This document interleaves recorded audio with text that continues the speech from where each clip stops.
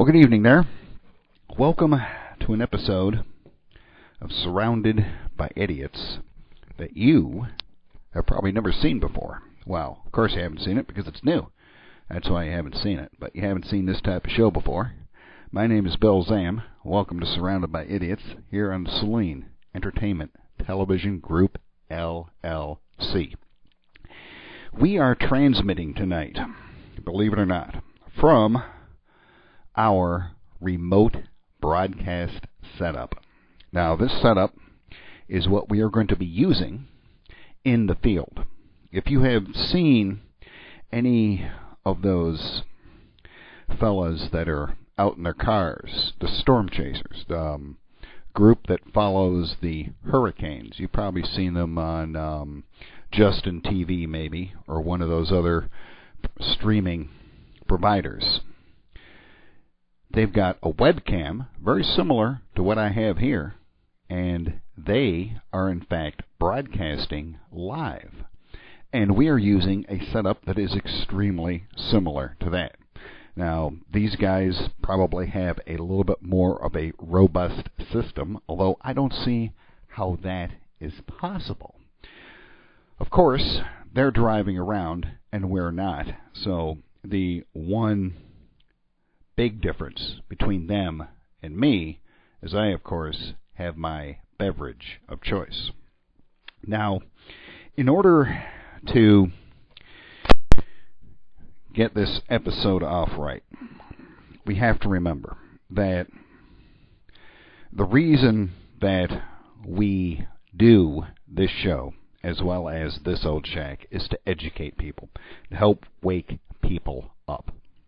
Now, This Old Shack started a few years ago. Actually, I think it was in 2006 or 2007 that we started This Old Shack.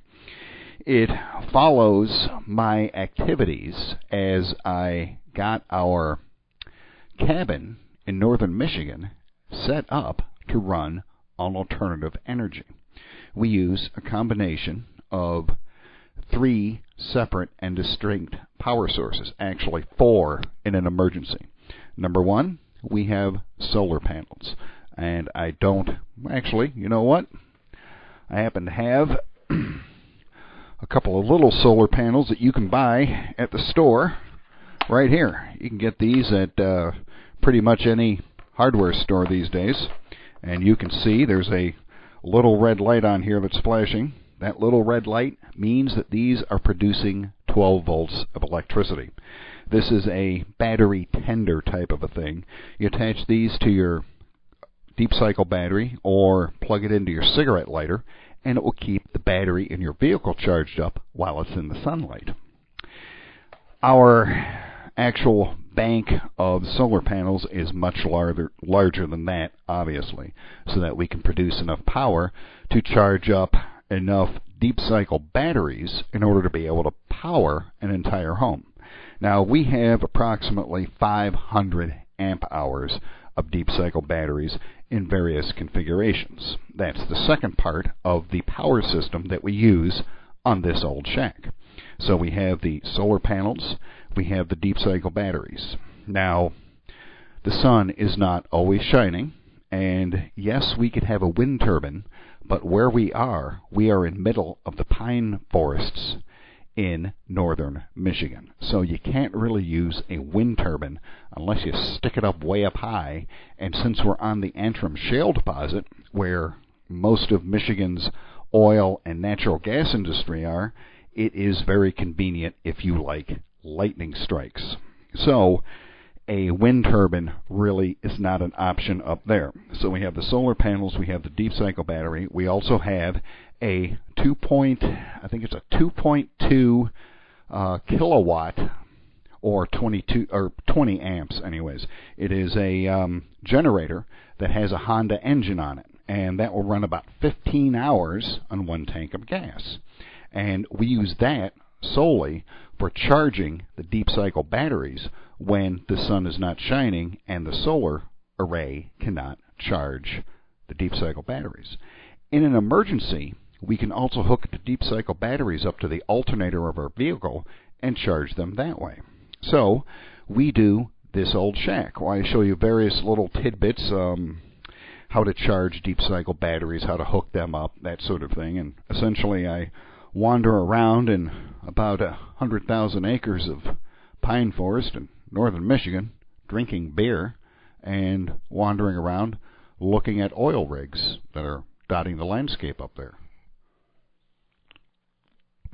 Because you see, in northern Michigan, what they do to free up the oil and the natural gas is they pump water down into the ground to crack the rocks. They've been doing that for about 35 years up there now.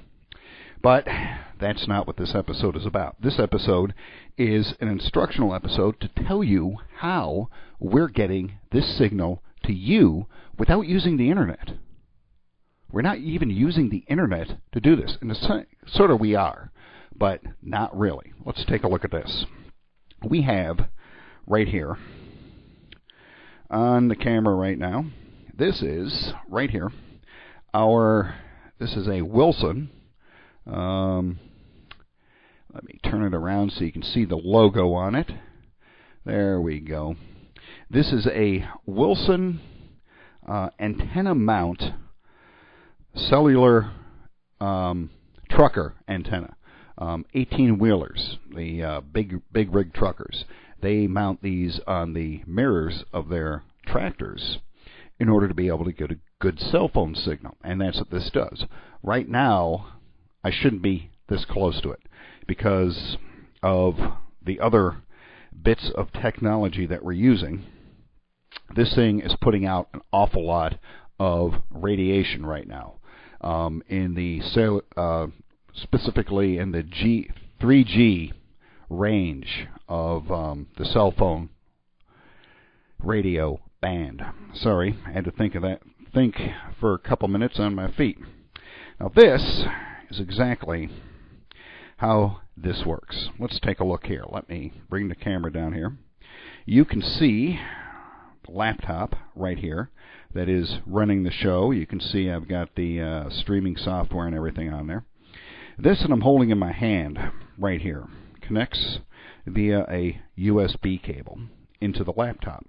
This is a cellular modem, this little gizmo right here. Now the neat thing about this, besides costing a lot of money, is that it actually has a hard drive in it. It has a digital hard drive. It can take, I think, up to 16 gigabytes of memory inside this little teeny tiny thing that you see right here. Look at that thing. At any rate, it is, as you can see, strapped to this square structure right here, the square gizmo. What this is a cradle for a cell phone. I got a bunch of these things. There's actually an antenna built into this. And here's how this works. The signal from this antenna right here is brought down through a cable, and it goes into this blue box right here. This is another Wilson electronics device. This is a cell phone amplifier. This is a 5-watt amplifier. Your cell phone puts out about 100 milliwatts. So this will tell you how strong this of a signal this thing puts out. This puts out 5 watts. Comes in from the antenna, goes out here, goes into this little cradle gizmo where the cellular modem picks up this amplified signal and brings it into the computer, and from there it's just a matter of me yapping into the camera. Of course, we're recording this just like we do with our regular shows, and this will be uploaded to YouTube by the exact same system. So this is all vehicle type electronics. So we can have this in this old shack surrounded by idiots truck, and we can be broadcasting from on the road, believe it or not. We can go anywhere that I can get a cell phone signal. Even just 1 bar I can amplify to full strength with this amplifier. We can broadcast anywhere you have a cell phone signal. Anywhere in the world that you can use the 3G signal. And how are we powering that, you may ask? And that is through this right here. This is one of our smaller deep cycle batteries that you see right there. This one we put into service. This is actually one of our original batteries. We put this battery into service in 2006, and it still works just fine. So those people that tell you, and this is a wet lead-acid battery. It's filled with electrolyte, and you have to refill it every once in a while. And, of course, you have to charge it and whatnot. But a lot of people will tell you, oh, don't get one of those 12-volt deep-cycle batteries. Those things only last a couple of years, then you're going to wind up replacing it. This has been in service since 2006. It's what's powering the system right now. Everything is being run off of it. The laptop and the cell phone booster. And this, out in the field, when we have it at the shack, this is, in fact, let me bring this back up here. This, in fact, that battery is what powers the cell phone amplifier the entire time that we're up there. This thing will power this amplifier for up to 48 hours without a charge. And then we just hook it up to the solar panels or hook it up to the charger on the generator and charge the battery back up. We're good to go for another few days. So that's how we get the signal out. Now, the first week of April, starting Good Friday, we are going to have our broadcasts from at the shack. And I will give you a guided tour and everything. As a matter of fact, this entire setup also allows me to do a couple of other things, because I don't necessarily have to stand right here next to the laptop. I can actually go, pardon me, one moment. Hopefully you can still see me when I do this. I can actually go this far away with the cords that we have for this particular microphone. I can go all the way out to here. So I can do an entire show out in the field without having to be tied so close to the laptop. Now we also have something that some of you may have seen before. Most of you probably have not. This is something that I picked up a few years ago. They're relatively inexpensive. These are... Boy, I sure hope you could see me there. Okay. These right here are USB extenders. These are powered extenders. You hook this up to your USB port on your computer. The 5 volts goes through there. It has a little signal amplifier in there. And you can, each one of these is 25 feet long. We have 3 of them. So this camera that you're watching right now can be 75 feet away from the transmission area. And I can be, I don't know, probably half that distance with all the extension cords that we have for the microphones. So that is how we are going to broadcast this summer from up at the shack. I'm watching the signal meter right now, and we have a full signal. We are getting out a full signal, and we are broadcasting at approximately 200 kilobits per second over a cell modem. That's pretty darn good, if you ask me. So, another question that people are going to ask is, well, number one, why do you want to do your little TV show up there? Well, you're just going to have to wait until you see what it looks like up there. I think you'll agree with me that it's well worth the trouble to set up the broadcasting equipment up at the shack. You guys are going to love it. Now, in the near future, there are some things that are happening. And I don't have a script for tonight, so I can't exactly go and go by a script, so I have to go off the top of my head. I got an email this afternoon from a good friend of mine, and he directed me to an article regarding something that is happening apparently at the Federal level. I will not mention the branch of government that is doing this, the specific department. But here's what happens. When somebody goes in for Medicaid or Medicare and goes into their doctor, they're asked, you got any guns at home? Do you keep those guns loaded? Do you ever feel sad or angry sometimes? And do you look at your gun, think about doing something with it? And when they go into the VA hospitals, they ask them, do you have a gun? Do you keep it loaded? Do you get sad sometimes? And one of the people that was asked this, a retired veteran, asked, why in the hell are you asking me a question about that? It's none of your business. And they said, well, if you had answered yes to any one of those questions, we would have revoked your concealed weapons permit.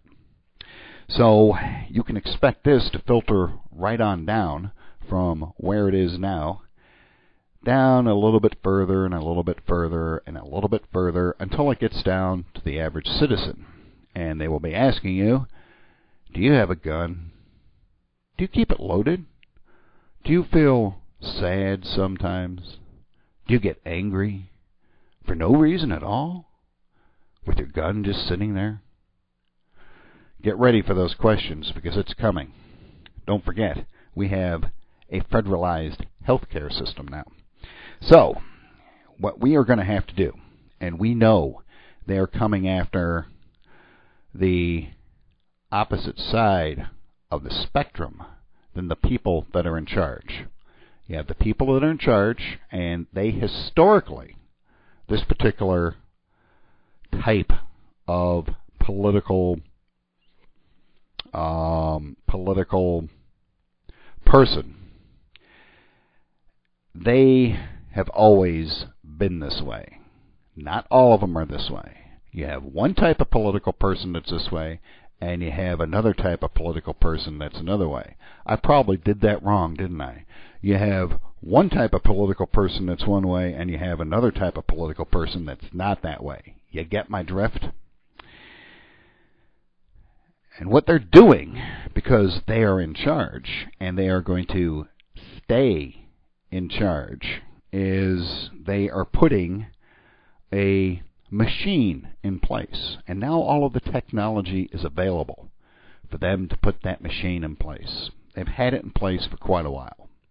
When this particular level of situation happens, sometimes it can take a week, sometimes 3 months, sometimes a year before something happens, some critical event where they turn that machine on. And then that machine makes sure that the citizens do not interfere with the government instead of the other way around. So, each one of us, as the voices are silenced, because that is what they're going to do, they're going to be silencing the voices. Because remember, the person that's ahead of the FCC right now, the guy that is in charge of the Federal Communications right now, has said, and the videotape is out there, all you have to go and do is look. He said, what a glorious revolution they had in Venezuela when the government took over the media. That's what he said. That's a quote. Go and look it up. So, what's going to happen is, if you have the strength to do it, the wherewithal to do it, the gumption, if you will, to do it, you and I are going to have to be the town criers. We are the only ones that will be left to tell what is happening at the street level. And that, in the end, my friends, is where a system like this is really going to come in handy. Because I can go anywhere that there's a cell phone signal, and broadcast my show anywhere. In fact, right now, the IP address that's stored in this thing says that I'm in Florida. At any rate, my name is Bill Zam. Thank you for stopping by and tuning into the show. Hopefully the transmission is still going out. It looks like it may actually be getting a little bit choppy right now. Hopefully the audio is still okay. So we're going to upload this to YouTube here in a little while. And on behalf of the entire staff here at SCTV and all of our friends around the world, my name is Bill Zam. And until we see you the next time, maybe tomorrow night, maybe not, Tuesday night, we are going to have a science fiction author and actor on the show for an interview. We have so many different ways to get phone calls now. It's unfreaking believable. So, my name is Bill Zam. Thank you for showing up. We appreciate it. Until next time, we'll see you later, and this will be up on YouTube shortly.